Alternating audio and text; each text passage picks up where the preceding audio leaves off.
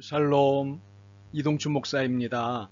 오늘도 여러분의 삶이 주님의 평안으로 가득하시길 기원하며 하나님의 말씀을 나누겠습니다.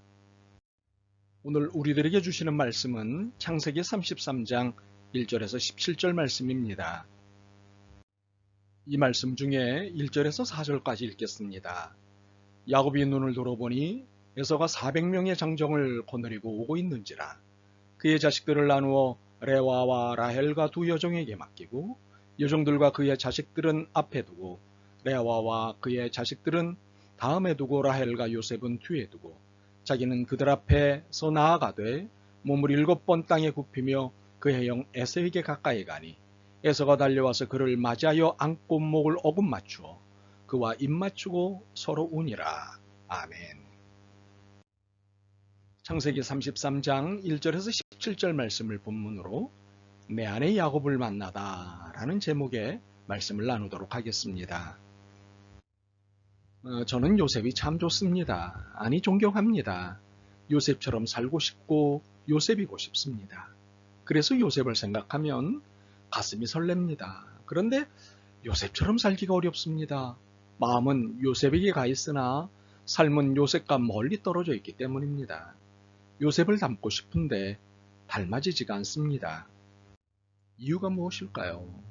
요셉을 존경하고 닮고 싶으면서도 그렇게 되지 않는 이유가 무엇일까요? 저는 이 사실에 한참을 고민했습니다. 그리고 답을 찾아냈습니다. 그건 제 안에 요셉이 아닌 야곱이 있기 때문이었습니다. 요셉을 원하는 제 안에 자리 잡은 것은 야곱이었습니다. 야곱과 요셉은 정말 다릅니다. 부자지간임에도 두 사람의 모습은 전혀 다릅니다. 아들 요셉은 초지일관 정직합니다. 반면에 아비 야곱은 항시 거짓말하거나 속입니다. 요셉은 모범생 그 자체였습니다. 그러나 야곱은 문제아였습니다. 물론 두 사람 다 하나님을 지극히 사랑하는 사람들이었습니다. 그럼에도 요셉과 야곱은 달랐습니다. 표현이 그렇습니다만 야곱은 하나님을 사랑하는 문제아였습니다. 사실이 그랬습니다. 제 안에 바로 이 야곱이 있다는 사실입니다. 그런데 제 안에만 이 야곱이 있는 것 같지는 않습니다. 여러분 안에도 있는 것 같습니다. 신앙의 이중성 말입니다. 우리는 이중성을 갖고 있습니다. 우리는 하나님을 사랑하면서도 하나님이 기뻐하시는 온전한 삶을 살지 않는 불완전한 믿음의 소유자, 이중성의 사람입니다. 신앙의 세월을 길게 살았음에도 불구하고 여전히 갖고 있는 이 신앙의 이중성, 참으로 우리는 야곱과 다르지 않습니다.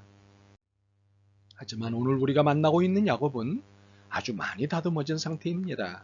그의 생애에서 가장 큰 잘못은 형을 속이고 형의 것을 빼앗은 일이었습니다. 그런 그였기에 형을 만나기 전에 최고의 긴장과 두려움의 시간을 가져야 했습니다. 그 과정에서 그는 하나님을 만났습니다. 밤새 하나님의 천사와 씨름을 하였습니다. 환도뼈가 부러지는 고통을 당했지만 천사를 이겼습니다. 이제 그는 긴장과 두려움을 극복할 수 있는 준비가 되었습니다. 더욱이 하나님 앞에 건장한 믿음을 갖게 되었습니다. 그리고 이전과는 달리 정직하고 착하게 살 준비도 되었습니다. 그의 이중성이 다 정리된 듯 보였습니다. 그런데 아직도 야곱은 신앙의 이중성에 처해 있습니다. 물론 예전처럼 의도적으로 이중성의 태도를 보인 것은 아니었습니다. 속에 흑심을 갖고 상대를 대하지는 않았습니다. 이젠 형을 만나서도 진실했습니다. 형에게 진정으로 사죄하였고 형에게 진심 어린 선물도 주었습니다. 처자들과 함께 형에게 세배를 한 것도 진심이었습니다. 형의 얼굴이 하나님의 얼굴처럼 보인 것도 사실이었습니다. 형이 함께 살자고 했을 때 함께 살고 싶다고 말한 것도 사실이었습니다. 이 모든 것이 형의 얼굴을 보고 있는 동안에는 사실이었습니다. 그러나 형과 곧 만나기로 하고 헤어진 순간부터 그 안에 있던 이중성이 활개를 쳤습니다. 형이 거주하는 세일로 가지 않고 숲곳에 자신의 거처를 마련했습니다.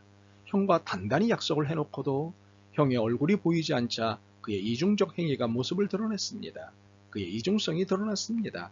아직도 그는 불안정한 신앙을 가지고 있습니다. 이렇게 제법 성숙했다 싶은 야곱에게 여전히 나타나는 신앙의 이중성, 이 모습이 우리에게도 있다는 사실입니다. 우리가 욕하는 야곱이 우리 안에도 있습니다.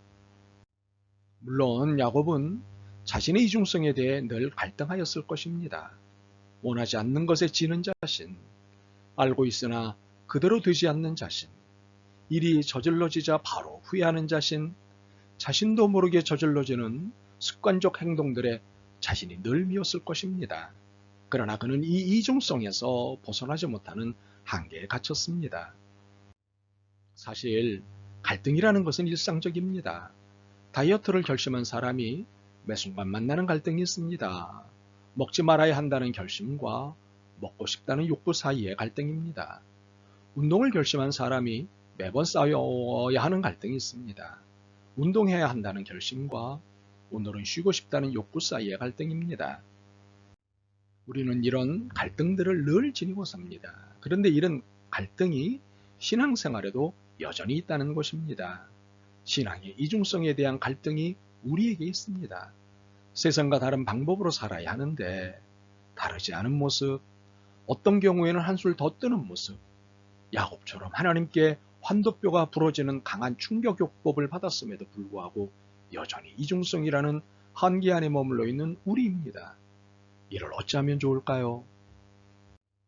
거룩한 척하지만 속물적인 나, 은혜와 축복을 사모하면서도 세상적인 것에 마음을 두는 양다리의 대가인 나, 여차하면 어떤 수단도 가리지 않는 나, 즐기게도 변하지 않는 나, 이런 나는 험악한 세월을 살 수밖에 없습니다. 그러므로 이 험악한 세월을 살고 싶지 않다면 신앙의 이중성을 버려야 합니다. 유혹을 견뎌내야 합니다. 습관을 저주해야 합니다. 그리고 그래도 희망을 걸고 계시는 하나님께 지금보다는 좀 더 나아질 수 있게 해달라고 애써야 합니다. 지금 이 모습이 아닌 매일 좀 더 거룩한 모습이 되게 해달라고 애써야 합니다. 오늘도 야곱의 이중성에서 좀 더 벗어나게 해달라고 애써야 합니다. 그리고 이런 야곱의 이중성을 갖고 있는 나임에도 사랑하시는 하나님께 감사해야 합니다. 모질고도 질긴 사랑으로 품으시는 그 사랑에 감사해야 합니다. 그리고 마지막으로 내가 희망이 아니라 하나님이 희망이심을 선언해야 합니다. 내 것으론 그 어떤 희망도 없음을 인정해야 합니다.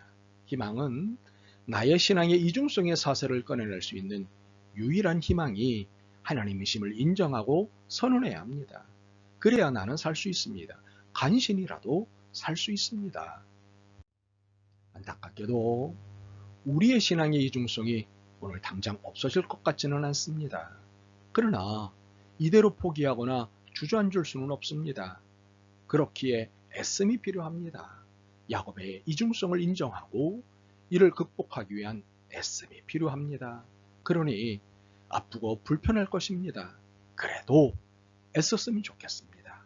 그래서 주님 앞에 조금은 덜 부끄러웠으면 좋겠습니다. 아멘. 주님, 저희 안에 야곱과 같은 신앙의 이중성이 있음을 깨닫습니다. 하나님을 기쁘시게 하고 싶으나 자신을 기쁘게 하는 일에 얼른 나서는 신앙의 이중성을 봅니다. 불쌍히 여기시옵소서. 이제 이 신앙의 이중성으로부터 벗어나기 위해 애씁니다.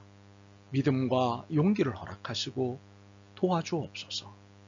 예수 그리스도의 이름으로 기도드립니다. 아멘. 오늘도 여러분의 믿음과 삶을 응원합니다. 사랑합니다.